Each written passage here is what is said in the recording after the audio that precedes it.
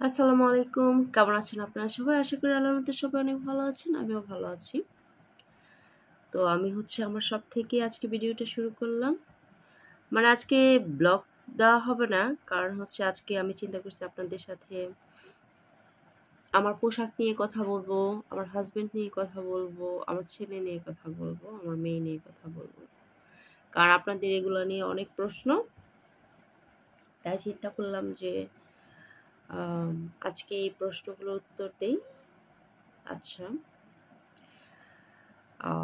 First question হলো যারা নতুন আছেন তাদের অনেকেরই ফার্স্ট প্রশ্ন হলো আমার হাসব্যান্ড কি মুসলিম নাকি খ্রিস্টান?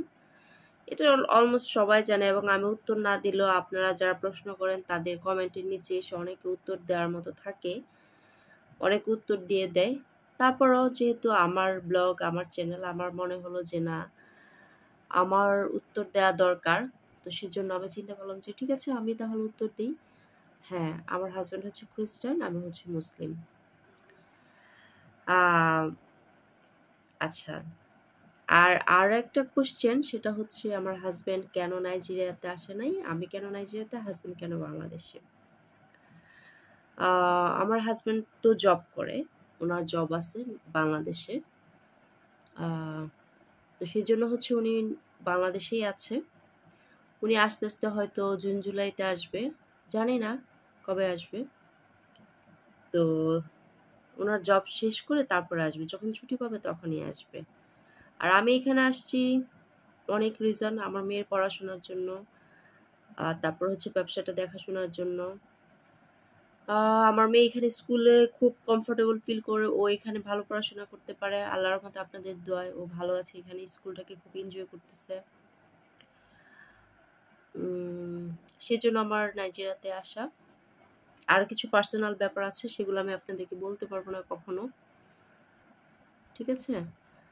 আ সেটা আমি এক কথায় আপনাদেরকে বলে দেই আপুরা ভাইয়ারা। বাংলাদেশ থেকে আমি খুব কাছের মানুষ থেকে অনেক বড় কষ্ট পেয়েছি। আ অনেক কষ্ট পেয়েছি।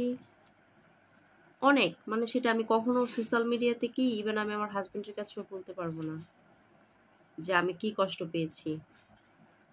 কি কষ্ট পেয়েছি, কি কষ্ট পেয়ে আমি এই ডিসিশন নিছি। আমার হাসব্যান্ডকে আমি ফোর্স করে এখানে আসছি। আমার হাসব্যান্ড একবারও বলে নাই যে তুমি নাইজেরিয়াতে যাও। আমি ফোর্স করে ওকে, মানে খুব অল্প সময়ের ভিতরে আমি আসছি এখানে। আর লাইক ১ সপ্তাহ সময়ের ভিতরে আমি এখানে আসছি। হুম? আ এটা আমি কখনোই বলতে পারব না। সেজন্য সরি যে আমার এই কষ্টের কথা আমি আপনাদেরকে কখনোই বলতে পারব না।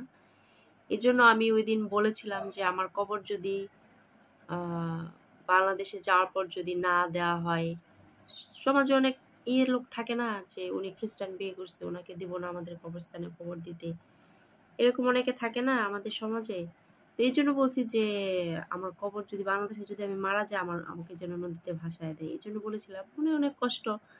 মনে অনেক কষ্ট যেগুলো আসলে সম্পূর্ণ সব জায়গায় প্রকাশ করা যায় না। আপনারা আমার পরিবার জানি।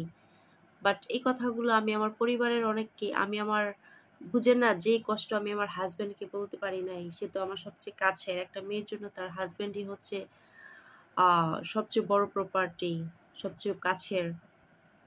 যে কষ্ট আমি আমার হাসব্যান্ডকে বলতে পারি নাই, সে আমি কত বড় কষ্ট পাইছি।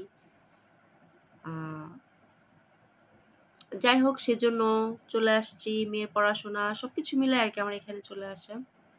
তবে যে আমার হাসব্যান্ডকে এক্সকিউজ দিছি যে সাফরের বাংলাদেশে স্কুল করতে পারতেছে না।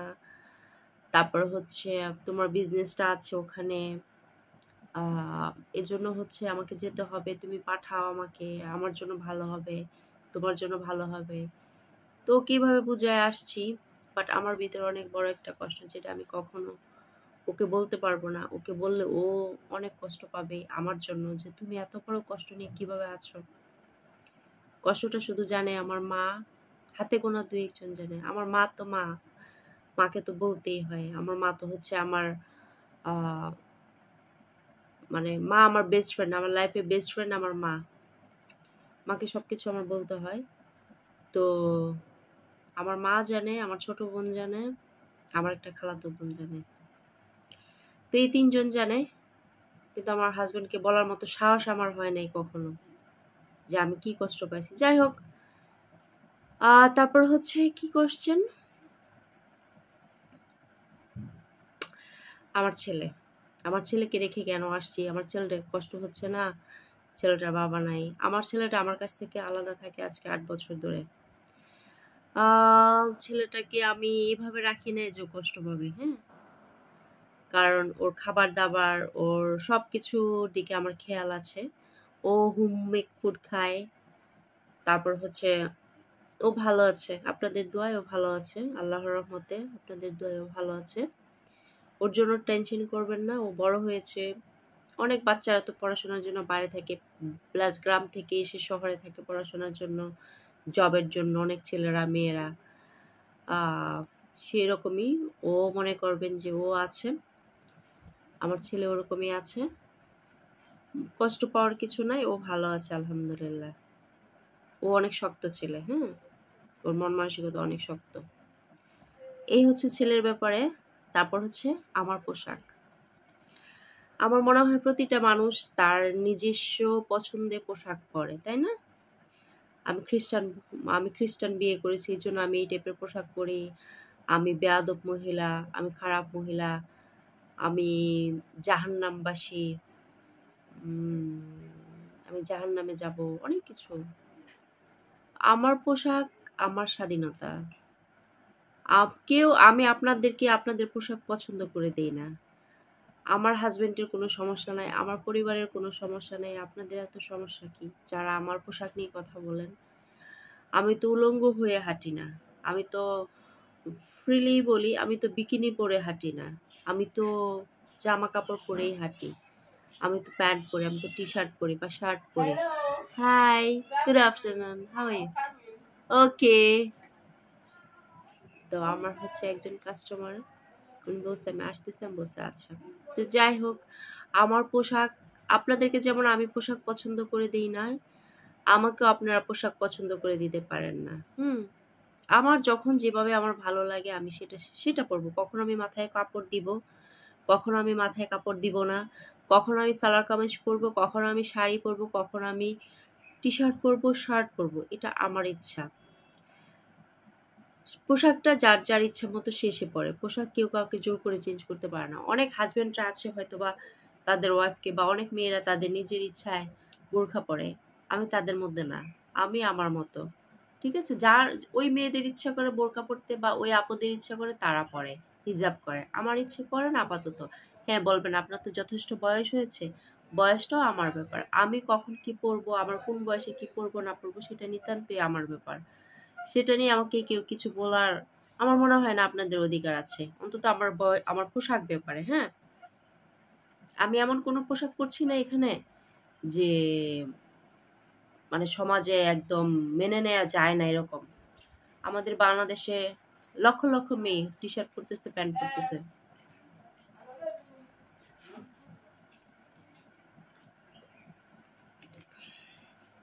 তো কালকে হইছে রান্না করছিলাম গতকালকে রাতে ১২ টায়। খিচুড়ি পোলাও ছিল একটু, ওইটুকু দিয়ে খিচুড়ি রান্না করছি। লেটকাও হয় নাই, ঝরঝরাও হয় নাই। ঝরঝরা তো হবেই না। আর হইছে কি রান্না করছি, বিফ রান্না করছিলাম। বিফটা এবার আলু দেই নাই, শুধু, শুধু রান্না করছি। অনেক মজা হইছে। সরি। তো এই হচ্ছে আমার পোশাকের ব্যাপারে কথা বললাম। আর যাদের আমার ভিডিও দেখতে লজ্জা লাগে, অনেক খারাপ লাগে, তারা দেখবেন না। কেউ কাউকে জোর করে কখনো ভিডিও দেখাতে পারে না। আমার ভিডিও যাদের ভালো লাগবে তারা অবশ্যই আমাকে দেখবে। আর যাদের ভালো না লাগে তারা দেখবে না, হ্যাঁ? হ্যাঁ, তো আমি হচ্ছে আমার শ্বশুরবাড়িতে যাবো ডিসেম্বরে। ইনশাআল্লাহ সুন্দর, সুন্দর ভিডিও পাবেন। আপনারা সবাই আমার শ্বশুরবাড়ি গ্রামের ভিডিও অনেক পছন্দ করেন আমি জানি। এবং বেশ কিছুদিন থাকবো। ১ মাসের মতো থাকবো আমি গ্রামে।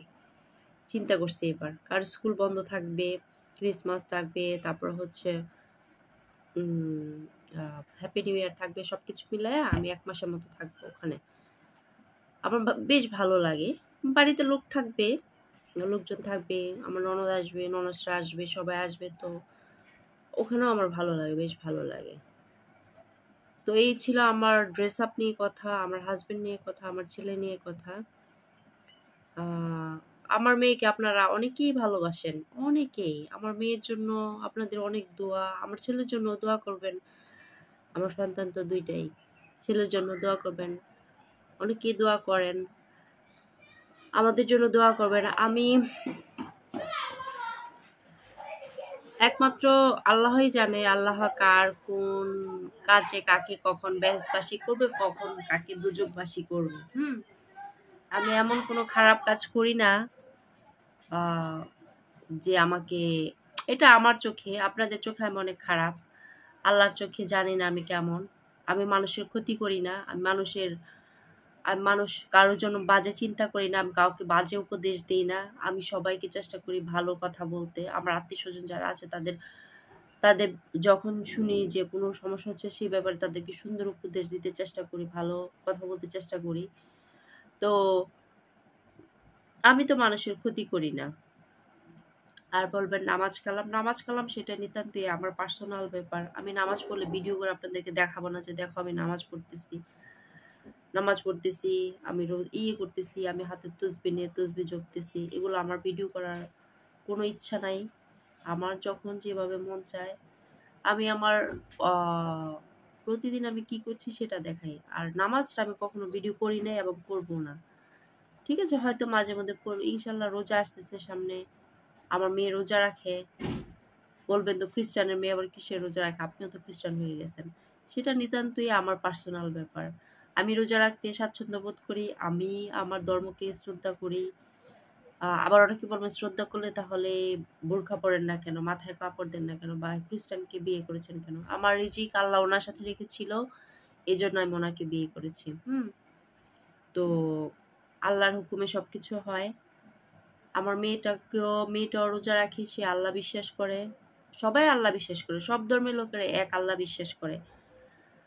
ঠিক আছে, এক একজন এক একটা নাম দিয়েছে, এক একজন এক একভাবে আল্লাহকে খুশি করতে চেষ্টা করে। এটাই হচ্ছে জাস্ট আমাদের আমাদের দোয়া করার মানে আমার তো মন থেকে সবাই একই সিস্টেমে দোয়া করি, কিন্তু আমাদের মানে ওনাকে যেভাবে আমরা যেভাবে নামাজ পড়ি, ওনারা অন্য ধর্মের লোকেরা অন্যভাবে আল্লাহর কাছে নৈকট্য পাওয়ার আশায় অন্যভাবে ওনাদের ইয়া করে আর কি। তা আমার মেয়ে ইসলাম ধর্ম পছন্দ করে, আলহামদুলিল্লাহ। আহ, সেই পথেই থাকবে ইনশাল্লাহ, দোয়া করবেন। আর আমার হাজবেন্ডকে আমি জানি না, আল্লাহ যদি কখনো সেই হুকুম করে যে তুমি মুসলিম হও, ইনশাল্লাহ আল্লাহ হবে। আর যদি না করে তাহলে সবই আল্লাহর হুকুম ছাড়া যদি কিছুই না হয় তাহলে হবে না। আল্লাহর হুকুমই সবকিছু হয়, এটাই আমরা মানি। তো আল্লাহ যদি হুকুম করা হবে। আমি জানি আমি মতো গুছিয়ে কথা বলতে পারি না, আপনারা একটু বুঝে নিতে চেষ্টা করেন, বা যাদের খারাপ লাগবে তারা একটু ইগনোর করেন। আহ, এটাই হচ্ছে কথা। আর আমি এখানে আসছি নতুন নতুন সংসার এখানে শুরু করব। আমি আসলে কথা বললে অনেক কথাই চলে আসে মনের মধ্যে, কষ্টের কথা। একটা কষ্টের কথা শেয়ার করি আপনাদের সাথে। আমি যে আমার বাসায় এই পর্যন্ত কতবার ফার্নিচার কিনছি বাংলাদেশে। যেমন একবার কিনছি ফার্স্ট বেড আমি আমার দেবরকে দিছি, সেকেন্ড বেড আমি আমার আম্মুকে দিছি, থার্ড বেড যেটা কিনছি সেটা আমি আমার ছেলেকে দিছি। মানে এই পর্যন্ত আমার 12 বছরের বিয়ায় আমি 4বার আমার বেড কেনা হয়েছে, আমার 3 সেট সোফা কিনা হয়েছে, 3 সেট সোফা কিনা হয়েছে, আমার ফ্রিজ কিনা হয়েছে 2টা, একটা দেবরকে দিয়ে দিছি, আর একটা বর্তমান আমার বাসায় আছে, একটা ডিপ ফ্রিজ আছে, একটা নর্মাল ফ্রিজ আছে। দেবরকে একটা বড় একটা নর্মাল ফ্রিজ দিয়ে দিছি। এখানে আবার নতুন করে করতে হবে, মানে আমি একটা একটা মেয়ে সংসার করতে চাই, আসলে সংসার সাজাইতে চাই। আমি আমার হাজবেন্ডের যে কত টাকা নষ্ট করছি এই সংসার, এখান থেকে ওখানে, ওখান থেকে ওখানে। যেমন প্রথমবার যা করেছি তা দেবরকে কিছু দিয়েছি, বেশ কিছু জিনিসই দিয়েছি, পরে আবার আমি নতুন করে ওর কাছ থেকে আলাদা হয়ে আবার আমরা নতুন করে A to Z সব কিনেছি। ফ্রিজ, খাট, ডাইনিং টেবিল সব কিছু করেছি, ওগুলো সব দেবরকে দিয়ে আসছিলাম। আবার এখানে আসি, আবার এখানে আস্তে আস্তে গুছাইতে হবে। আমরা মেয়েরা জানি যে আমাদের সংসার গুছাইতে কত, পুরুষরা কিন্তু সবসময় সবকিছু কিনতে চায় না। মেয়েদের কিন্তু ফোর্স করতে হয় কেনার জন্য, অনেক কিছু করতে হয় একটা সংসার সাজাইতে গেলে। তো আমি আছি সেই পর্যায়ে। তো আমার মাঝে মধ্যে দুঃখ লাগে যে আসলে আমি আমার হাজবেন্ডকে কতই না কষ্ট দিচ্ছি যে আমি আমার এতবার ওকে দিয়ে আমি এত কিছু কিনাইছি, কত কত টাকা লস করাইছি। বাংলাদেশে সংসার গুছাইলাম দুইবার দুই জায়গায়, আবার এখানে এসে আবার জিনিসপত্র করতে হবে আস্তে আস্তে আস্তে আস্তে। মানে ভালো লাগে না এইসব চিন্তা মাঝে মধ্যে, যে আমি কি করলাম আসলে এগুলা। তবে এবার চিন্তা করছি ফাইনালি যে এখানে আমি সংসার করব, আমার যত কষ্টই হোক। কষ্ট আর কি হবে, খাবার দাবার একটু নিজের দেশের খাবার পাবো না, হয়তো একটু মিস করব খাবার দাবার। তো এই আমার থেকে হাজার হাজার মানুষ, লক্ষ লক্ষ মানুষ আহ ইয়েতে আছে, প্রবাসে আছে, তারাও তো কষ্ট করতেছে না, সংসার গুছাইতেছে না, আমারও সেরকম করতে হবে।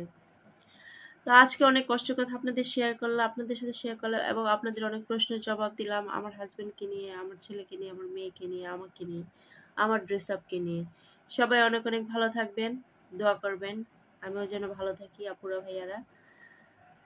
আসসালামু আলাইকুম।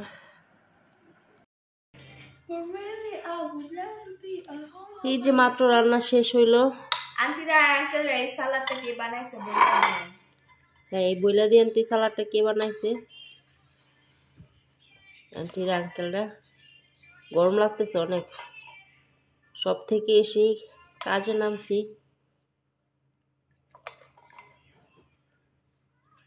আমি আমি ঘুমাই নাই কিন্তু। আমি জানি তুমি ঘুমাও নাই। আমি জাস্ট এটা কিন্তু লবণ দিয়ে মাখাই নাই, যদি এগুলোতে লবণ বেশি হয় এই জন্য। সরি